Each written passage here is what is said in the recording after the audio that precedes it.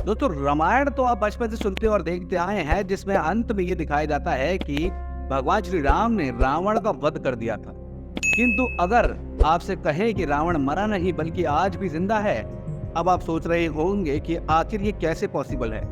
लेकिन दोस्तों आप मानो या ना मानो, रावण आज भी जिंदा है कई लोगों के मुताबिक। लेकिन सवाल ये उठता है कि आखिर रावण है कहाँ। ये जानने के लिए वीडियो को पूरा एंड तक जरूर देखना है, क्योंकि इस वीडियो में हम आपको ये बताएंगे कि रावण कहाँ और किस हालात में है। रामायण में माता सीता को छुड़ाने के लिए प्रभु श्री राम और लंकापति रावण के बीच घमासान युद्ध हुआ था, जिसमें रावण मारा गया था। इसके बाद प्रभु श्री राम ने रावण के शव को विभीषण को सौंप दिया था। लेकिन ये कोई नहीं जानता कि विभीषण ने रावण के शव का क्या किया था, क्योंकि किसी को रावण के अंतिम संस्कार का कोई भी साक्षी नहीं मिले हैं और न ही इस बारे में किसी को जानकारी भी है। इसलिए हर कोई जानना चाहता है कि आखिर उसके शरीर का हुआ क्या था। लेकिन आप ये सुनकर हैरान हो जाएंगे कि रावण का शव आज भी सुरक्षित रखा गया है। भले ही ये बात आप ना माने, पर आज हम आपको कुछ ऐसे सबूत दिखाएंगे जिसके दम पर आप ये मान सकेंगे कि रावण आज भी जिंदा है। शोधकर्ताओं की माने तो श्रीलंका में रावण के होने के सबूत मिले हैं। श्रीलंका के रामायण अनुसंधान कमेटी का दावा है कि उन्हें श्रीलंका के जंगलों के बीच एक गुफा में एक शव मिला है। करीब 8000 फीट ऊंचाई पर बनी इस गुफा में रावण पूजा पाठ और यज्ञ किया करते थे। इसी गुफा में रावण की मम्मी रखी गई है। जिस ताबूत में रावण के शव को रखा गया है उसकी लंबाई 18 फीट और चौड़ाई 5 फीट है। रावण के शव के ऊपर एक खास तरह के लेप लगाए गए हैं, जिसकी वजह से कई हजार साल बीत जाने के बाद भी उसका शरीर बिल्कुल वैसे का वैसा ही है। लेकिन घने जंगल और खूंखार जानवर होने की वजह से कोई भी इस गुफा के अंदर नहीं जा पा रहा है। लंका विजय के बाद भगवान राम ने लंका समेत रावण का शव विभीषण को सौंप दिया था। लेकिन सत्ता संभालने की जल्दबाजी में वे रावण का अंतिम संस्कार करना ही भूल गए और शव को वैसे ही छोड़ दिया। कहा जाता है कि इसके बाद राक्षसी कबीले के लोग रावण के शव को अपने साथ ले गए थे, क्योंकि उनका यह मानना था कि लंकापति रावण फिर से जिंदा होंगे। और उन्होंने शव को उस गुफा में ले गए जहाँ रावण यज्ञ किया करता था। राक्षसों ने रावण को जिंदा करने की बहुत कोशिश की, पर वे असफल रहे। आखिर में उन्होंने उस शव को मम्मी बनाने का फैसला किया और उन्हें ये उम्मीद थी कि रावण एक दिन जरूर जिंदा होगा। इसलिए वह रेगुलर के जंगल में गुफा के अंदर रावण को सुरक्षित रखा कि सालों साल तक शव वैसे का वैसा ही रहे। हिंदू मान्यताओं के अनुसार रावण त्रेता युग का सबसे शक्तिशाली राजा था। उसे अपनी ताकत का बहुत ज्यादा घमंड था, जो आखिरकार उसे ले डूबा।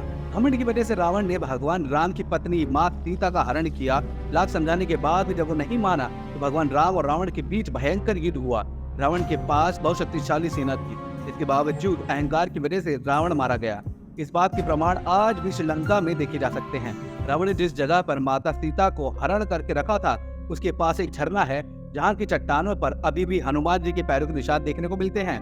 कुछ लोगों का कहना है कि रावण कलयुग में फिर से कली पुरुष द्वारा फिर से जिंदा कर दिया जाएगा और उस समय भगवान विष्णु के 10वें अवतार कल की भगवान को कली पुरुष के साथ साथ रावण का भी वध करना पड़ेगा। रावण हर समय खोज और आविष्कार को ही महत्व देता था। वह नए नए अस्त्र शस्त्र और यंत्र बनवा कर रखता था। कहते हैं कि वो स्वर्ग तक सीढ़ियां भी बनवाना चाहता था। रावण की कई वेधशालाएं थी जहाँ तरह तरह के आविष्कार होते थे। खुद रावण ने उसकी वेधशाला में दिव्य रथ का निर्माण किया था। कहा जाता है कि रावण की पहली पत्नी मंदोदरी ने ही शतरंज का आविष्कार किया था। वही रावण बहुत बड़ा तपस्वी भी था। वो अपनी इच्छाओं की पूर्ति के लिए तप किया करता था। उस तप के बल से ही ब्रह्मा जी से वरदान मांगा था और तप के बल पर ही सभी ग्रहों के देवों को बंधक बना लिया था।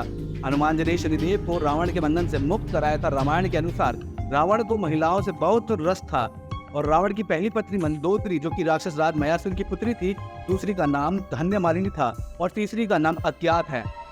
ऐसे भी कहा जाता है कि रावण ने उसकी हत्या कर दी थी। रावण अपनी पत्नी की बड़ी बहन माया पर भी वासना युक्त नजर रखी थी। इसके अलावा रावण ने विष्णु भक्त तपस्विनी वेदवती का सील भंग करने का प्रयास भी किया था, जिसके चलते उन्होंने अपनी देह त्याग दी और रावण को श्राप दिया कि एक स्त्री के कारण ही तेरी मृत्यु होगी। मान्यता अनुसार उस युवती ने सीता के रूप में जन्म लिया था। रावण में लाख बुराइयां थी, पर फिर भी उसने माता सीता के साथ कुछ गलत नहीं किया था। आपने ये बात जरूर सुनी होगी, पर इसकी सच्चाई कुछ और ही है दोस्तों। रामायण के अनुसार विश्व विजय करने के लिए जब रावण स्वर्ग लोक पहुंचा, जहाँ उसे रंभा नाम की अप्सरा दिखाई दी, उसने कामतुर होकर रंभा को पकड़ लिया। तब अप्सरा रंभा ने कहा कि आप मुझे इस तरह स्पर्श न करें, मैं आपके बड़े भाई कुबेर के बेटे नल कुबेर के लिए आरक्षित हूँ। लेकिन रावण ने उसकी बात नहीं मानी और रंभा से दुराचार किया। ये बात जब नल कुबेर को पता चली तो उसने रावण को श्राप दिया कि आज के बाद रावण बिना किसी स्त्री की इच्छा के उसको स्पर्श नहीं कर पाएगा और यदि करेगा तो उसका मस्तिष्क 100 टुकड़ों में फट जाएगा। यह इसलिए वजह थी कि रावण कभी भी माँ सीता को स्पर्श नहीं कर पाया। यहाँ तक कि जब रावण ने माँ सीता का अपहरण कर श्रीलंका लेकर आया तो रावण की पत्नी मंदोदरी ने बार बार रावण को चेतावनी दी कि सीता जी को वापस लौटा दो राम जी को, अन्यथा हमारे कुल का विनाश हो जाएगा, इसके जिम्मेदार सिर्फ आप ही होंगे। लेकिन रावण अपनी ताकत का घमंड दिखाकर मंदोदरी को फटकार लगाता था। इसी के फल स्वरूप घमासान युद्ध हुआ और रावण की मृत्यु भी हो गई। दोस्तों कैसी लगी आपको वीडियो? उम्मीद करते हैं आपको वीडियो इंटरेस्टिंग लगी होगी, आपको बहुत ज्ञान की बातें मिली होगी हमारे सनातन धर्म के बारे में। और दोस्तों राम भगवान का मंदिर 550 साल बाद फिर से बन रहा है, इसलिए अगर आप भी सच्चे भक्त हैं राम भगवान की और उनकी कृपा चाहते तो कमेंट बॉक्स में जय श्री राम जय बजरंगबली जरूर लिखना दोस्तों। और हमारे चैनल को सब्सक्राइब कीजिए अगर आप नए हैं, और बेल आइकन दबाना मत भूलना। इस वीडियो को दोस्तों ज्यादा से ज्यादा शेयर कीजिए ताकि रावण के बारे में, राम भगवान के बारे में ये सारी बातें हर एक सनातनी को मिलनी चाहिए। और आपकी रिस्पॉन्सिबिलिटी बनती है सच्चे हिंदू होने के नाते कि इस वीडियो को कम से कम 10 लोगों तक शेयर कीजिए, व्हाट्सएप ग्रुप के ऊपर, इंस्टाग्राम पे, ट्विटर पे, फेसबुक पे, यूट्यूब पे, ताकि हर एक घर में राम भगवान का नाम होना चाहिए। फिर मिलेंगे दोस्तों एक और नई वीडियो में, तब तक के लिए धन्यवाद। जय श्री राम।